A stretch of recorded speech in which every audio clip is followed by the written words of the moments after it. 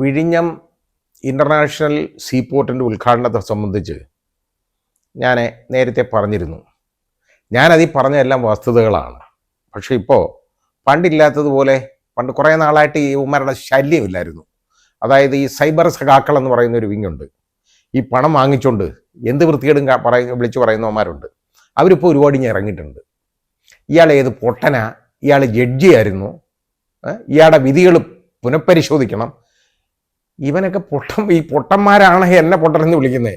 നീയൊക്കെ ഇത് വിളിച്ചാലും ഞാൻ അങ്ങനെ ആവത്തില്ല. കാരണം എന്താണെന്നറിയാം, ഇവിടുത്തെ ജനങ്ങൾക്ക് ഞാൻ ആരാണെന്ന് അറിയാം.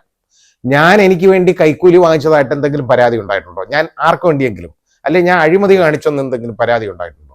എൻ്റെ മക്കളെയോ ബന്ധുക്കളെയോ നന്നാക്കാൻ ഞാൻ എന്തെങ്കിലും അഴിമതി നടത്തുന്നത് എന്തെങ്കിലും പരാതി ഉണ്ടോ? ഒന്നുമില്ലല്ലോ. എനിക്ക് ആ നാണക്കേടൊന്നും ഇല്ലല്ലോ. പിന്നെ പൊട്ടനായിട്ട് ഞാൻ പൊട്ടനായിരുന്നുകൊണ്ടായിരിക്കാം ഇത്രയും കൂടുതൽ നാള് 17 വർഷം അഭിഭാഷകനായിട്ടും പ്രശസ്തമായിട്ട് പ്രാക്ടീസ് നടത്തിയ അഭിഭാഷകനായിട്ടും അതേപോലെ 23 വർഷം ജഡ്ജിയായിട്ട് ഇരുന്നത് കൊണ്ട് ഞാനൊക്കെ പൊട്ടനായതുകൊണ്ടായിരിക്കാം കേട്ടോ. അതാ നോക്കിക്കൊണ്ടോ. ഇനി അത് എനിക്ക് നിൻ്റെ അടുത്തൊന്നും ഇതിന് മറുപടി പറയേണ്ട കാര്യമുള്ളതല്ല. എന്നാലും ഇത് പറയാതിരുന്നാലേ വിചാരിക്കും ഞാൻ പേടിച്ചു പോയെന്ന്. ഇനി ഇങ്ങനെ പറഞ്ഞുകൊണ്ടൊന്നും ഞാനിത് നിർത്തത്തില്ല. ഇവിടെ അഴിമതിയും വൃത്തികേടും കാണുമ്പോൾ ഞാൻ വിളിച്ചു പറയും. അപ്പോൾ ഇന്നലത്തെ ആ കാര്യം തന്നെ ഒന്ന് ആലോചിച്ച് നോക്കിക്കോളൂ. ഞാൻ ഉമ്മൻചാണ്ടിയുടെ കാര്യം ഞാൻ പറഞ്ഞു. ഉമ്മൻചാണ്ടി തുടക്കമിട്ടതാണെന്ന് പറഞ്ഞ് തറക്കല്ലിട്ടതാണെന്ന് പറഞ്ഞതിന് വലിയ കുഴപ്പമായി. ഉമ്മൻചാണ്ടി അല്ലേ തറക്കല്ലിട്ടത്? ആണല്ലോ പ്രോജക്റ്റിന്. അദ്ദേഹമാണല്ലോ ഇതിന് കരാറൊക്കെ കൊടുത്തത്. ആ കൊടുത്തപ്പോൾ KV തോമസും ശ്രീ ഉമ്മൻചാണ്ടിയും കൂടി ഇരുന്നുകൊണ്ട് ചേർന്നുകൊണ്ട് കടൽ കൊള്ള നടത്തുകയാണ്. 5000 കോടിയായിരുന്നു അന്ന്. അത് 6000 കോടിയുടെ കടൽ കൊള്ള നടത്തുന്നു എന്ന് വിളിച്ചു പറഞ്ഞ ആളുകളാണ് ഇപ്പോൾ അദാനി സഹോദരൻ പങ്കാളിയാണ് എന്ന് പറയുന്നത്. ഇതുപോലുള്ള ആളുകളാണ് പറയുന്നത്. അപ്പോൾ ഇന്നലെ അത് ശരിക്കും കിട്ടിയല്ലോ അത് പറഞ്ഞതിന്. അപ്പോൾ ബഹുമാന്യനായ നമ്മുടെ പ്രധാനമന്ത്രി അവിടെ രാഷ്ട്രീയം പ്രസംഗിക്കും എന്ന് ഞാനും കരുതിയില്ല.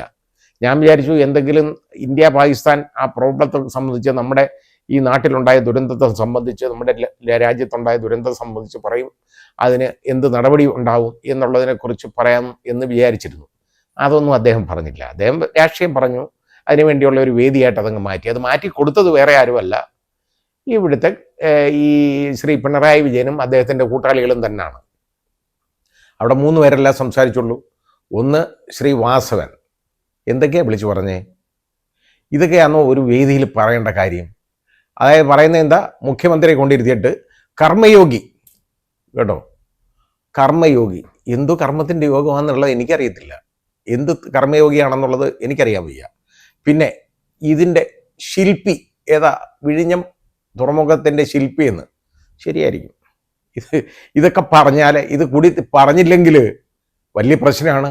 വാസവൻ അദ്ദേഹത്തിൻ്റെ കഞ്ഞികുടി മുട്ടുന്ന കാര്യത്തിന് അദ്ദേഹം ശ്രമിക്കത്തില്ലല്ലോ. കുറ്റം ഞാൻ പറയുന്നില്ല. അതങ്ങനെ പറഞ്ഞാലേ പറ്റൂ. രാജാവിനെ കൊണ്ടിരുത്തി പുകഴ്ത്തണം, ഇല്ലെങ്കിൽ പ്രശ്നമാണ്. അതുകൊണ്ടാണ് വിളിച്ചത്. അപ്പോൾ കർമ്മയോഗിയും മുഖ്യ ശില്പിയും ഒക്കെ ആയിട്ട് അദ്ദേഹത്തെ അങ്ങോട്ട് അവതരിപ്പിച്ചു. എന്നിട്ട് ഇച്ഛാശക്തി നമ്മുടെ ബഹുമാനീയനായ മുഖ്യമന്ത്രി അടുത്ത തവണ സംസാരിച്ചു. 1ാം പിണറായി സർക്കാരിൻ്റെയും 2ാം പിണറായി എന്ന് പേരെടുത്ത് പറഞ്ഞില്ല, 2ാം ഇടതുപക്ഷ മുന്നണി സർക്കാരിൻ്റെയും ഈ ഇച്ഛാശക്തി ഒന്ന് മാത്രമാണ് ഇത്. അവരുടെ ഇച്ഛാശക്തി ഒന്നുമല്ല, നമ്മൾ കണ്ടതാണ്. എഴഞ്ഞഴിഞ്ഞ പദ്ധതി നീങ്ങിയതും അതിങ്ങനെ ഇതുമെല്ലാം ഇതിന് ശരിയാണ്. ഇതിൽ 8886 കോടി രൂപ ഈ പദ്ധതിക്ക് മൊത്തം ചെലവ് വരും. അതിൽ നിന്ന് 5370 കോടി 70.66 കോടി 86 കോടി നമ്മുടെ സംസ്ഥാനം വഹിക്കണം.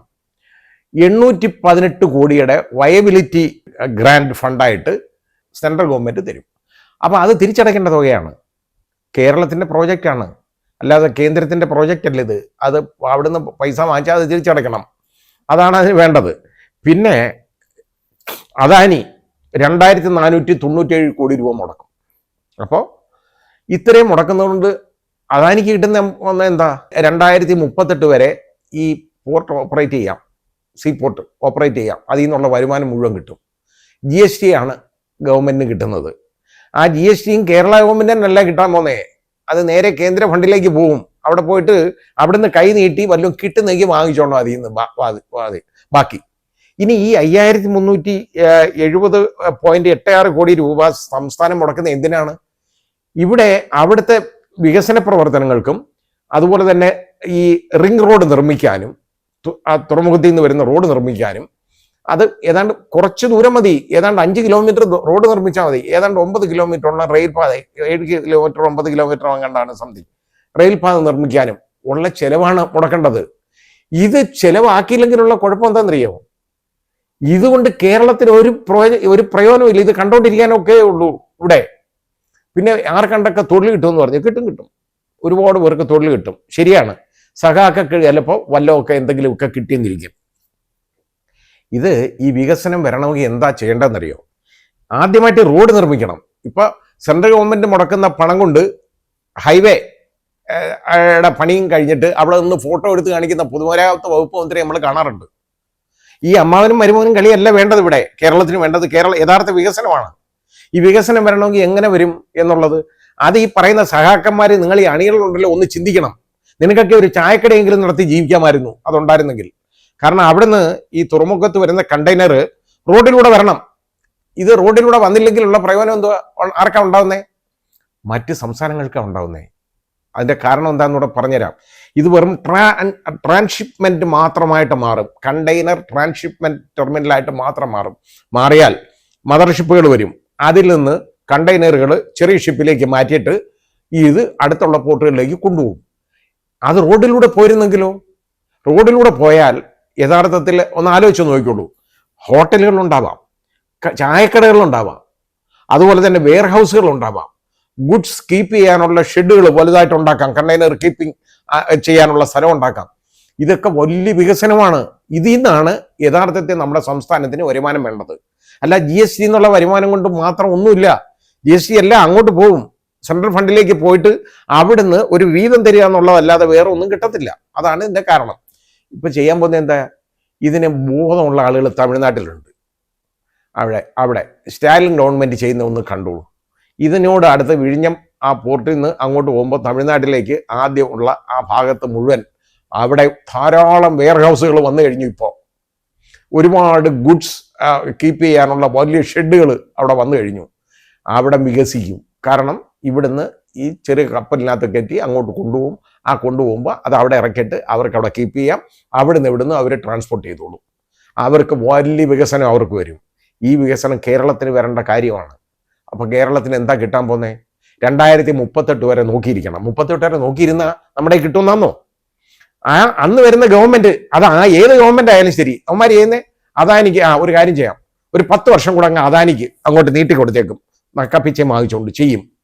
ഒന്നും വാങ്ങിക്കാതെ ഇവിടെ നീട്ടിക്കൊടുക്കുന്ന മണിയാർ പ്രോജക്റ്റ് ഒക്കെ നമ്മൾ കണ്ടതാണ്, ജലവൈദ്യുത പ്രോജക്റ്റ്. അത് വളരെ ലാഭകരമായിട്ട്, അതായത് മുഴുവൻ അവരുടെ പീരീഡ് കഴിഞ്ഞപ്പോൾ ആ കാർബോൺ ലിമിറ്റഡ് എന്ന് പറഞ്ഞ കമ്പനിക്ക് വീണ്ടും അതങ്ങോട്ട് നീട്ടിക്കൊടുക്കാനായിട്ട് നമ്മുടെ ബഹുമാനീയനായ മുഖ്യമന്ത്രി എത്ര വലിയ അഴിമതിയാണ് നടത്തിയേക്കുന്നത് അറിയാമോ? ഇതൊക്കെ വിളിച്ചു പറഞ്ഞു. ഞങ്ങൾ കുറെ പേര് പറഞ്ഞു കഴിഞ്ഞപ്പോൾ ഇത് അസ്തമിച്ചു. ഇപ്പൊ ജനങ്ങൾക്ക് ഓർമ്മയില്ല, എല്ലാം മറക്കും. അതാണ് ഇവിടുത്തെ പ്രശ്നം. എന്നിട്ട് ഇത് വിളിച്ചു പറഞ്ഞു കഴിഞ്ഞാലാണ് ഏറ്റവും വലിയ പ്രശ്നം. അവിടെ രാഷ്ട്രീയ കളിയായിരുന്നു നടത്തേണ്ടത്. ഈ അദാനി, ഈ വാസവൻ വിശേഷിപ്പിച്ച് അവർ പാർട്ട്ണർ, സംസ്ഥാന ഗവൺമെന്റ് പാർട്ട്ണറാണെന്ന് കേട്ടോ. എന്ത് തോന്നിവാസം വിളിച്ചു പറയുന്നത്? അതിനെ ശരിക്കും മുഖ്യമന്ത്രി ആക്ഷേപിച്ചില്ലേ? ഒരു കമ്മ്യൂണിസ്റ്റ് സർക്കാരിൻ്റെ, ഒരു കമ്മ്യൂണിസ്റ്റ് മന്ത്രിസഭയുടെ മിനിസ്റ്റർ ഇതുപോലെ ഒരു പ്രൈവറ്റ് സെക്ടറിലുള്ള ആളിനെ ഇങ്ങനെ വിശേഷിപ്പിച്ചെന്ന് കേട്ടോ. അത് അദ്ദേഹം അങ്ങ് ഭംഗിയായിട്ട് പറയാനായിട്ടുള്ള ഒരു അവസരമായിട്ട് അങ്ങ് മാറ്റി. ഈ രീതിയിലാണ് കാഴ്ചപ്പാട്. രാഷ്ട്രീയം കളിയാണ് അവിടെ നടന്നേ. അവിടെ BJPക്കാരും CPMകാരും തമ്മിലുള്ള രാഷ്ട്രീയം, അല്ലാതെ വേറൊന്നും അവിടെ ഞാൻ കണ്ടില്ല. ആ വേദി എന്തിനാ ഈ വേദി ഉണ്ടാക്കിയെന്നത് പോലും എനിക്കറിഞ്ഞൂടാ. കാരണം കഴിഞ്ഞ ഡിസംബർ മുതൽ അവിടെ വാണിജ്യ അടിസ്ഥാനത്തിൽ എൻ്റെ പ്രവർത്തനം തുടങ്ങിയതാണ്. അവിടെ 255 കപ്പലുകൾ, മദർഷിപ്പുകൾ വന്നുപോയി കേട്ടോ. ഇതെല്ലാം കഴിഞ്ഞിട്ട് ഇനി ഈ ഉദ്ഘാടനത്തിന്റെ കാര്യം എന്തുവായിരുന്നു? നടത്തിയത് വേണം. കാരണം ഈ ചിരിക്കുന്ന മുഖം എല്ലാവരെയും കാണിക്കണ്ടേ മുഴുവൻ? അത് വേണം. അത് കാണിക്കണമെന്നുണ്ടെങ്കിൽ ഈ മാർഗമൊക്കെ ഉണ്ടെങ്കിലേ പറ്റുള്ളൂ. കാരണം ജനങ്ങളുടെ മനസ്സിൽ ഏതാണ്ട് വലിയ കാര്യം നടത്തി കൊടുത്തെന്ന് വിചാരിക്കണം. എന്തോ കാര്യം നടത്തി കൊടുത്തേക്കുന്നത്? ഈ പണിയൊന്നും ചെയ്തിട്ടില്ല. ഇതൊന്നും ചെയ്യാതിരുന്നിട്ടാ പറയുന്നത് ഏതാണ്ട് എല്ലാം റെഡിയാക്കി അങ്ങ് ശരിയാക്കി വെച്ചേക്കാണെന്ന്. ഒന്നും ആയിട്ടില്ല.